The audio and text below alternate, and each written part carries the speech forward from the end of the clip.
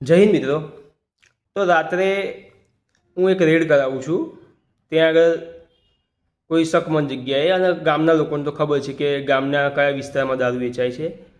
તો દારૂ તો માહિતી મળી જાય છે બુટલેગરોને, એટલે મળતો નથી, પણ જે ઘરે રેડ કરી હોય છે એના બીજા ઘરે જે માલ હતો એ ઘરમાં અમને ઘૂસવા દેવામાં આવતા નથી। હું અને સાથે પોલીસના 3 જવાનો હતા, તો 3ને ઘૂસવા દેવામાં, ધક્કામુક્કી કરીને પોલીસ સાથે અમને કાઢી મૂકવામાં આવે છે।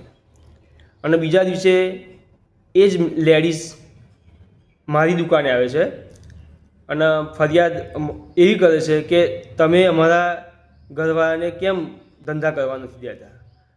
અરે ભાઈ, સરકારને કહો કે ભાઈ દારૂની પરમિશન આપી દો, અમને તો કંઈ વાંધો નહીં, પરમિશન આપશે તો બરાબર છે।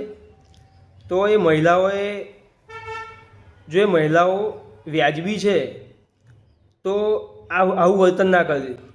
મારી દુકાનની છાપ બગાડવાથી કંઈ હું ડરી નહીં જવાનો, અને મારી દુકાનની છાપ બગડી નથી, ઉપરથી એમની બધાની છાપ બગડી છે।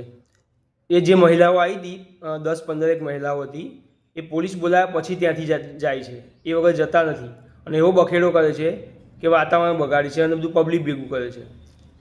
પણ હું એમ કહું છું કે એ મહિલાઓને તમે વિચારો, તમારું નામ બદનામ કરો છો, જે પણ હોય એ, અને જેટલા પણ આવ્યા હતા એ બધાએ તમે તમારું નામ બગાડો છો।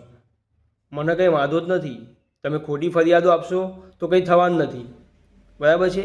આવી ખોટી ફરિયાદો તો કેટલાય આપશે, અને પોલીસ ડિપાર્ટમેન્ટ સાથે રહીને રેડ કરેલી છે, એટલે મને કંઈ વાંધો નથી।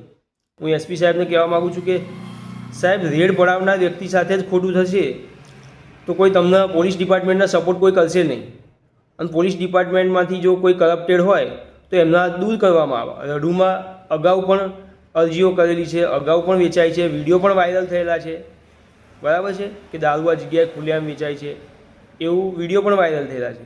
બુટલેગર ગાળાગાળી કરે છે પોલીસની સાક્ષીએ, છતાંય એની ઉપર કોઈ એક્શન નહીં, અને હું કંઈ પણ શબ્દ બોલ્યો નથી, છતાંય મારી પર ખોટો ચેપ્ટર કેસ બનાવવામાં આવ્યો। જય હિન્દ, જય ભારત।